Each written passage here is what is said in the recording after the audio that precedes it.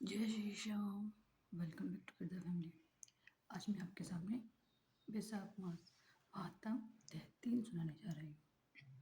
आप लोग जानते हैं जैसे कि हमारे भगवान विष्णु को जो लोग वैशाख में स्नान करते हैं वो बहुत प्रिय है।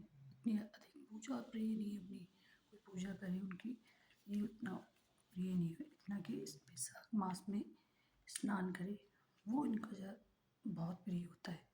तो जो जाने अनजाने में चाहे पता होने के बाद तो हमें वैशाख मास में स्नान जरूर करना चाहिए। जिससे क्या होता है, अनंत गुना फल मिलते हैं। हमारे जो भी पाप होते हैं पहले के जो भी हुए हैं वो सब नष्ट कर देते हैं ठाकुर जी। तो सबसे पहले गणेश जी की वंदना करते हैं। श्री गणेशाय नमः। अपने गुरुदेव जी को प्रणाम करते हैं। जय गुरुदेव नमः। ओम नमो भगवते वासुदेवाय।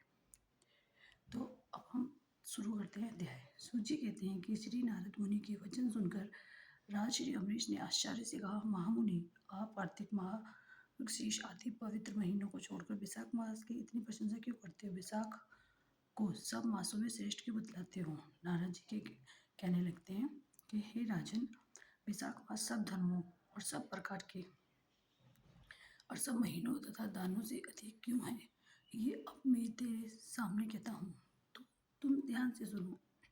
कुछ रुककर नारद जी बोले, फिर से बोले, हे राजन सुनो, मैं संसार के हित के लिए तुमसे माधव मास की विधि का वर्णन करता हूँ, जैसा कि पूर्व काल में ब्रह्मा जी ने बतलाया था। पहले तो जीव का भारतवर्ष में जन्म होना ही दुर्लभ है।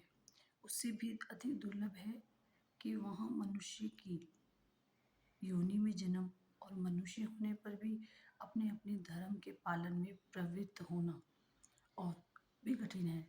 और उससे भी अत्यंत दुर्लभ है भगवान वासुदेव में भक्ति और उसके होने पर भी माधववास में स्नान आदि का सुयोग मिलना तो सबसे कठिन है। माधववास माधव भगवान लक्ष्मीपति यानी हमारे ठाकुर जी को बहुत प्रिय है। माधव वैशाख मास को पाकर जो विधि पूर्वक स्नान दान जप आदि का अनुष्ठान करते हैं वही मनुष्य धन्य हैं और उन्हीं का जीवन सफल है। उन धर्मात्मा लोगों के दर्शन मात्र से पापियों के भी पाप दूर हो जाते हैं। वैशाख मास शुक्ल पक्ष की एकादशी से लेकर पूर्णिमा तक जो अंतिम 5 दिन होते हैं उसका स्नान भी बहुत महत्व रखता है। वे समूचे महीने के समान महत्व रखते हैं। हे राजेंद्र, जिन लोगों ने वैशाख मास में विभिन्न नियमों द्वारा मधु दैत्य के मारने वाले भगवान श्री लक्ष्मीपति का पूजन कर लिया, उन्होंने अपने जन्म का फल पा लिया है। भला कौन सी ऐसी अत्यंत दुर्लभ वस्तु है जो वैशाख के स्नान तथा विधि पूर्वक भगवान के पूजन से नहीं प्राप्त होती है? जिन्होंने दान, होम, जप, तीर्थ में प्राण त्याग तथा संपूर्ण पापों को नाश करने वाले भगवान श्री नारायण का ध्यान नहीं किया, उन मनुष्यों का जन्म इस संसार में व्यर्थ ही है, समझना चाहिए। जो धन के रहते हुए भी कंजूसी करता है, दान आदि किए बिना ही मर जाता है, उसका धन व्यर्थ है। हे राजन, उत्तम कुल में जन्म, अच्छी मृत्यु, श्रेष्ठ भोग और सुख दान करने में प्रसन्नता, उदारता तथा धैर्य, ये सब भगवान श्री विष्णु की कृपा से ही प्राप्त होते हैं।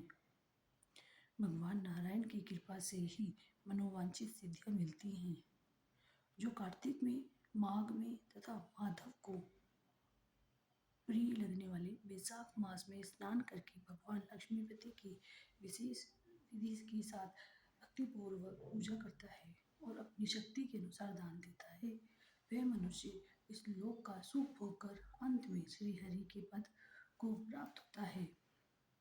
हे राजन, जैसे सूर्योदय होने पर अंधेरा खत्म हो जाता है, उसी प्रकार वैशाख मास में प्रातः स्नान करने से अनेक जन्मों के पाप नष्ट हो जाते हैं। ये बात ब्रह्मा जी ने मुझे बताई थी, तो आज मैं आपको बता रहा हूँ। भगवान विष्णु ने माधव मास की महिमा का विशेष प्रचार किया है। वैशाख महीने में आने पर मनुष्य को गंगा, नर्मदा, यमुना तथा सरस्वती में सूर्योदय से पहले स्नान करके भगवान मुकुंद की पूजा करनी चाहिए। इससे तपस्या करने से दुगना फल मिलता है, साथ ही अक्षय स्वर्ग की प्राप्ति होती है। हे राजन, देवादिदेव लक्ष्मीपति पापों का नाश करने वाले हैं।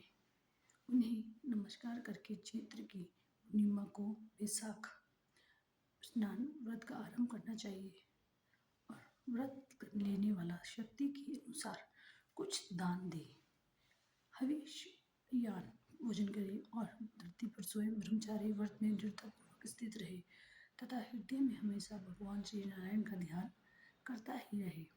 इस प्रकार नियम से रहकर जब वैशाख की पूर्णिमा आए उस दिन मधु यानी शहद तथा तिल आदि का दान करे, श्रेष्ठ ब्राह्मणों को भोजन कराए, भक्तिपूर्वक भोजन कराए, उन्हें दक्षिणा सहित गाय दान दे तथा वैशाख स्नान के व्रत में जो कुछ गलती हुई हो उसकी माफी के लिए क्षमा याचना करे और ब्राह्मणों से प्रार्थना करे। हे राजन, जिस प्रकार लक्ष्मी जी जगदीश्वर माधव की प्रिय हैं, उसी प्रकार माधव मास भी भगवान मधुसूदन को अत्यंत प्रिय है। इस तरह नियमों का पालन करते हुए 12 वर्षों तक वैशाख स्नान करके अंत में भगवान मधुसूदन की प्रसन्नता के लिए अपनी शक्ति के अनुसार व्रत का उद्यापन करें। हे राजन, अमरीश पूर्व काल में ब्रह्मा जी के मुख से मैंने जो कुछ सुना था, आज मैंने सब आपको बतलाया है। वह सब वैशाख मास का महत्व तुम्हें बता दिया है। राजा अमरीश ने नारद जी से कहा, हे मुनो, स्नान में परिश्रम तो बहुत थोड़ा है, फिर भी उसे अत्यंत दुर्लभ फल मिलता है की प्राप्ति होती है।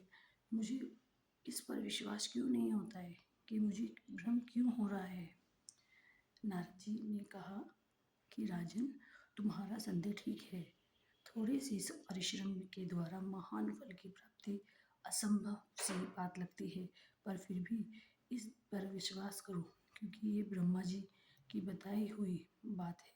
धर्म की गति सूक्ष्म होती है, उसे समझने में बड़े बड़े पुरुषों को भी कठिनाइयाँ होती है। श्री हरि की शक्ति समझना कठिन है, उनकी रचनाओं से विद्वानों को भी मोह हो जाता है। विश्वामित्र आदि क्षत्रिय थे, किंतु धर्म का अधिक अनुष्ठान करने के कारण वे ब्राह्मणत्व को प्राप्त हो गए। अतः धर्म की गति अत्यंत सूक्ष्म है। हे राजन, तुमने सुना होगा अजामिल अपनी पत्नी का परित्याग करके सदा पाप के मार्ग पर ही चलता रहता था। तथापि मृत्यु के समय उसने अपने केवल पुत्र के स्नेहवश नारायण कहकर पुकारा। पुत्र का चिंतन करके नारायण का नाम लिया, किंतु इतने से ही नहीं, उसको अत्यंत दुर्लभ पद की प्राप्ति हो गई। जैसे बिना इच्छा के भी यदि आग का स्पर्श किया जाए तो वह शरीर को जलाती ही है, उसी प्रकार किसी दूसरे निमित्त से भी यदि श्री गोविंद का नाम उच्चारण किया जाए तो वह पाप राशि को भस्म कर डालता है। जीव विचित्र है, जीवों की भावनाएं विचित्र हैं, कर्म विचित्र है तथा कर्मों की शक्तियां भी विचित्र है। शास्त्र में जिसका महान फल बताया गया हो वही कर्म महान है, फिर वे अल्प परिश्रम साध्य हो या अधिक परिश्रम साध्य। छोटी सी वस्तु से भी बड़ी वस्तु का नाश हो जाता देखा है। जरा सी चिंगारी से बड़े जंगल भी स्वाहा हो जाते हैं। जो श्री कृष्ण के भक्त हैं, उनके अनजान में हुए हजारों हत्याओं से युक्त भयंकर पातक तथा चोरी आदि पाप भी नष्ट हो जाते हैं। हे वीर, जिसके हृदय में भगवान श्री विष्णु की भक्ति है, वह विद्वान पुरुष यदि थोड़ा सा भी पुण्य कार्य करता है तो वह अक्षय फल देने वाला होता है। अतः माधव मास में माधव की भक्ति पूर्वक आराधना करके मनुष्य अपनी मनोवांछित मनोकामनाओं को पूरा कर लेता है। इस विषय में संदेह नहीं करना चाहिए। हे राजन, भाव तथा भक्ति दोनों की अधिकता से फल में अधिकता होती है। धर्म की गति सूक्ष्म है, वह कई प्रकारों से जानी जाती है। महाराज, जो भाव से हीन है, जिसके हृदय में उत्तम भाव एवं भगवान की भक्ति नहीं है, वह अच्छे देश तथा काल में जाकर जीवन भर पवित्र गंगा जल से नहाता है और दान देता रहे तो भी कभी भी शुद्ध नहीं हो सकता, ऐसा मेरा विचार है। अतः अपने हृदय कमल में शुद्ध भाव की स्थापना करके वैशाख मास में प्रातः स्नान करने वाला जो विशुद्ध चित्त पुरुष भक्तिपूर्वक भगवान लक्ष्मीपति की पूजा करता है, उसकी पुण्य का वर्णन करने की शक्ति मुझ में नहीं है। इसलिए हे राजन, तुम वैशाख मास के फल के विषय में विश्वास करो। छोटा सा शुभ कर्म भी सैकड़ों पाप कर्मों का नाश करने वाला होता है। जैसे हरि नाम के भय से राशि राशि पाप नष्ट हो जाते हैं, उसी प्रकार सूर्य की इस राशि पर स्थित होने के समय प्रातः स्नान करने से तथा तीर्थ में भगवान की स्तुति करने से भी समस्त पापों का नाश हो जाता है। जिस प्रकार गरुड़ की तेज से सांप भाग जाते हैं, उसी प्रकार प्रातःकाल वैशाख स्नान करने से पाप नष्ट हो जाते हैं। ये निश्चित बात है। जो मनुष्य मेष राशि के सूर्य में गंगा या नर्मदा के जल में नहाकर 1 या 2 या 3 समय भक्तिभाव के साथ पाप प्रमोचन नामक स्तोत्र का पाठ करता है, वे सब पापों से मुक्त होकर परम पद को प्राप्त होता है। हे राजा अम्बरीश, इस प्रकार मैंने थोड़े में ये वैशाख स्नान का सारा महात्म्य सुना दिया। अब और क्या सुनना चाहते हो? वैशाख मास महात्म अध्याय 3 संपूर्ण हुआ। जय श्री कृष्ण। आपने देखा थोड़े से ही हमने कर्म से जैसे स्नान किया हमने, उससे हमें इतना अधिक पुण्य फल प्राप्त होता है, तो क्यों ना हम वैशाख मास में करें। क्योंकि गर्मी का मौसम भी है, लोग जल्दी उठते हैं, तो इसमें कोई परेशानी नहीं होगी ठंडे पानी से स्नान करने में भी। तो इसलिए हो सके तो हमें ज़रूर से ज़रूर स्नान करना चाहिए, और दान और पूजा जो भी हम पाठ कर सकते हैं वो ज़रूर, और ये महात्म हमें डेली सुनना चाहिए, जिससे कि हमें पूर्ण फल की प्राप्ति मिले। तो जब भी सुन सकते हो आप, दिन में भी जब आपको टाइम मिले जब भी सुन लेना चाहिए, पर सुनना ज़रूर होता है। इसलिए हरे कृष्णा, राधे राधे।